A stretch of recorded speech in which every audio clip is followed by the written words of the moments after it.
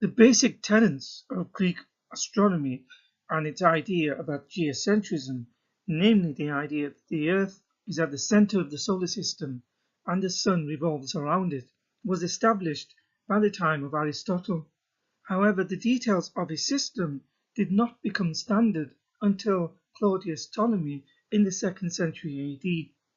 By the 10th century AD, texts appeared expressing doubt concerning the Ptolemaic system, but it was not until 1543, within the Christian world at least, the geocentric system was challenged by Copernicus when he published On the Revolutions of the Heavenly Spheres, where he correctly posited that the Earth and the other planets revolved around the Sun. And with the invention of the telescope in 1608, observations made by Galileo further called into question the tenets of geocentrism. Not surprisingly, the Quran adopted the earlier geocentric model. On more research about the geocentric model and its influence on Islam, refer to studies conducted by Professor Rageb Jamil in Tusi and Copernicus, The Earth's Motion in Context, and his other study, Freeing Astronomy from Philosophy, an aspect of Islamic influence on science. Evidence that the Quran incorrectly took the prevalent view of its time of geocentrism is found in Quran 36:38, where it suggests that the sun moves around the earth. It says, and the sun runs towards its fixed point. That is the determination of the exalted in might, the knowing. The Arabic term mustaqir, circled in red, has been translated as fixed, stopping point, dwelling place, place of rest. This is wrong, as the sun does not move to a fixed point. It is stationary within the solar system in respect to the Earth and the other planets whilst they move around it. However, the sun would only come to a resting point in the context of a geocentric worldview, in the sense of a sunrise and sunset when viewed from Earth, because it would appear visually that the Earth is still whilst the sun revolves around it. This is the very definition of geocentrism and was the prevalent view when the Quran was compiled. Realizing this error, apologists say the verse refers to the sun moving within the larger Milky Way galaxy. This is a futile attempt because it still does not explain what the sun's fixed point, place of rest, is in the context of the galaxy. It takes the sun approximately 230 million years to complete one journey around the galaxy's center, and with the universe said to be expanding, eventually even the Milky Way galaxy will merge into its neighboring galaxy Andromeda. So there is no course fixed for the sun as the Quran suggests. However, for a moment consider this. If the Quranic verse had the word sun, shams, substituted for earth, ard, then the verse would read in Arabic, wal ardu tajri li mustaqarrin laha, meaning the earth runs to its fixed point. Then the apologists will shift the goalposts and will no longer say it is referring to the earth moving around the galaxy. Rather, they will say the Quran is scientifically accurate by claiming the verse means the earth revolves around the sun within the solar system. The topic of the sun will be covered in more detail in the next video.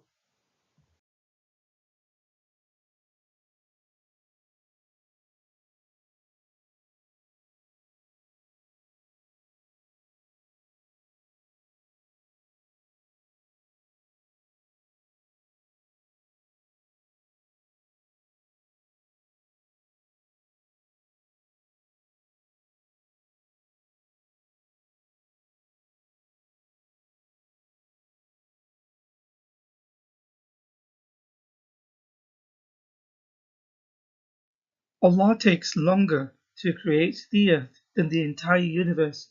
It says in Quran 41:9-12, say, do you indeed disbelieve in He who created the earth in 2 days and attribute to Him equals?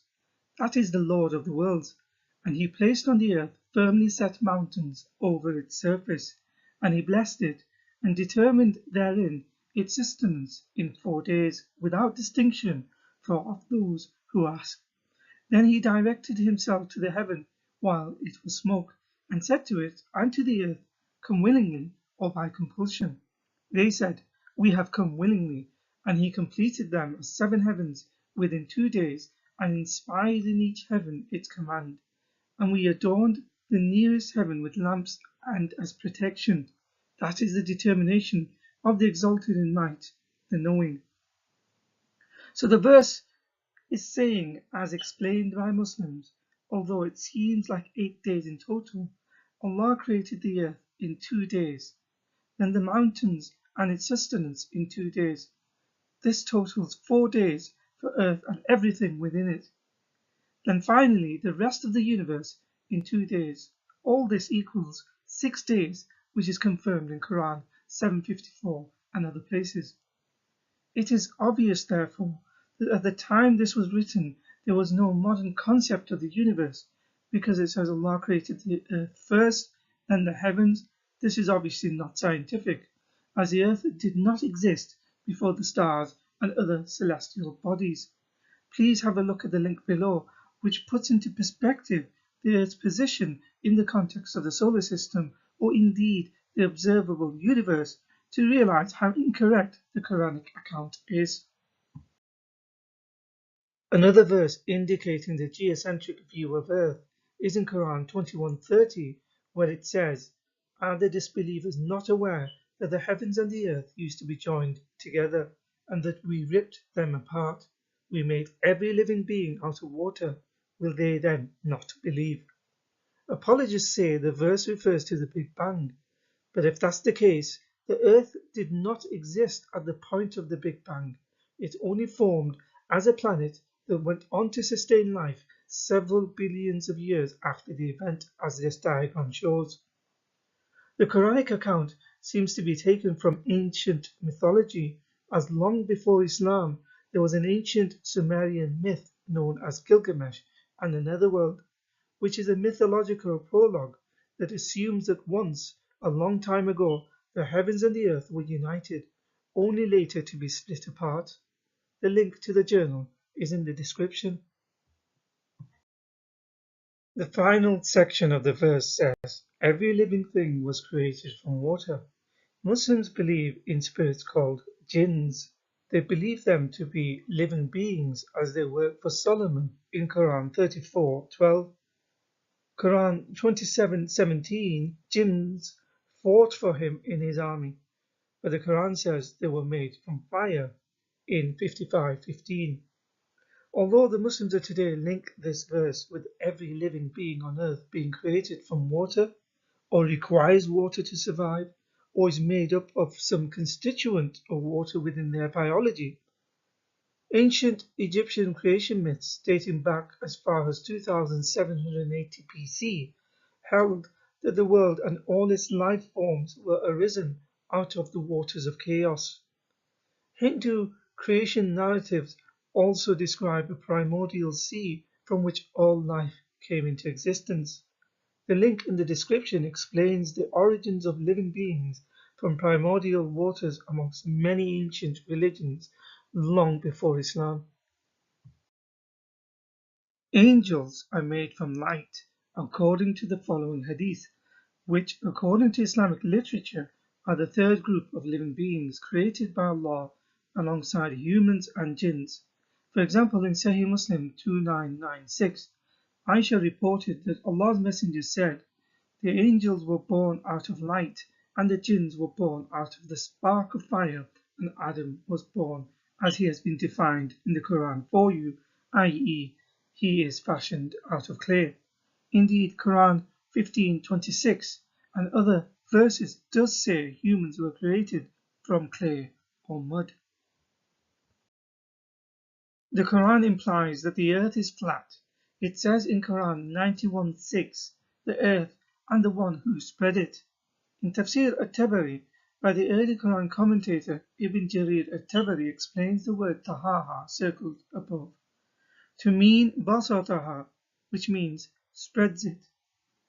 Quran 79:30 uses a similar wording, but this time instead of tahaha, it says dahaha, which means exactly the same thing. For example, it says in the translation, as for the earth, he spread it, dahaha. Qatada ibn Diyama, an early Quran exegete, says dahaha means basataha, i.e. spreads it. Another early scholar, Abu Hamza, says dahaha means basataha. So does As-Suddi, who says dahaha means basataha. Also Sufyan says dahaha means basataha. At-Tabari goes on to explain dahaha comes from dahu to mean spread. By citing later dictionaries or lexicons to fit with Quranic discrepancies and in an attempt to fit it with the contemporary worldview and modern science, today's apologists say that dahaha from Quran 79:30 means spherical or round shape, like an egg, specifically an ostrich's egg, concluding the earth is egg-shaped and therefore in conformity with modern science. Although this is incorrect because an egg, if stood up vertically, is stretched at the end of its poles, whereas the earth is more compressed at the end of its poles. If the egg is placed horizontally, as pictured here, its shape is approximated to being oval, oblate, ellipsoidal, whereas in contrast, the earth is more spherical in shape. Here is an ostrich egg, and next to it is the most widely used photograph of Earth, the blue marble, taken from space in 1972. Although the word dahaha is a futile attempt in equating it with an ostrich egg by some, please view the link in the description from an Islamic channel refuting the claim that dahaha ever meant an ostrich's egg, thus exposing the insincerity of those who claim to try and fit the Quran with modern science. In fact, the opposite is true. The Quran describes the earth as a bed, firasha, in 2:22. Beds are flat and smooth that allow people to lie on. The Quran makes further descriptions of the earth by calling it a cradle, mihada, in 78:6. In Quran 15:19 as extended out, madad. Quran 71:19 calls the earth a carpet, bisata. The word comes from the Arabic mabsut, which means flat or level. That is why bisata is also a carpet, because it lays flat on the ground. Quran 88:20 says it is spread out flat, sutihat. None of these indicate the earth is spherical, rather the opposite is true. In fact, Quran 13:41 says the earth has edges, atraf, and that it is being reduced. Actually, from his reading of the Quran, as recent as 2015, Saudi cleric Sheikh Bandar al-Kharbari, speaking at a university lecture in the UAE, said the earth is flat and it does not rotate the sun. Here is a clip. أولا نحن الآن في أين؟ نذهب إلى مطار الشارقة، نريد أن نذهب إلى الصين بالطيارة. واضح؟ ركزوا معي. هذه الأرض إذا قلتم أنها تدور، إذا خرجنا من مطار الشارقة برحلة دولية إلى الصين، الأرض تدور صح؟ طيب لو وقفت الطائرة في السماء أليست الصين تأتي؟ صح ولا لا؟ تدور، تأتي الصين ولا ما تأتي؟ طيب لو كانت الشمس الأرض تدور هكذا، لو تمشي الطيارة ما أدري كم تمشي لن تستطيع أن تلحق الصين، لأن الصين تدور وأنت تدور، ولن تستطيع أن تصل إلى الصين لأنك تدور وهي تدور، فكيف تصل إلى الصين؟ To illustrate how outdated the Sheikh is, someone who gets his knowledge from the Quran and Muhammad, consider the comments of Professor Dr. Chris Smith from Cambridge University and founder of the Naked Scientist radio show, podcast and website, who won the 2008 Royal Society's prestigious Cone Award for bringing science to a wider audience, says in an article in answer to the question, does Earth's rotation affect flight times? He says that the atmosphere is moving with the surface of the Earth below it because there is friction. So the plane will continue to move with the surface of the Earth, as there is no difference flying with the rotation of the Earth. The full article is in the description. So in conclusion, ancient geocentrism within Islam suggests that the sun moves around the earth, that the heaven and earth were once together, then split apart, and all living things are created from water. All these non-scientific ideas are found within ancient mythologies long before Islam ever existed. Time and time again, the Quran implies the earth is flat by calling it a bed, carpet, spread out, etc. Modern apologists have suggested the word dahaha means ostrich egg-shaped, but this is not true either linguistically or scientifically.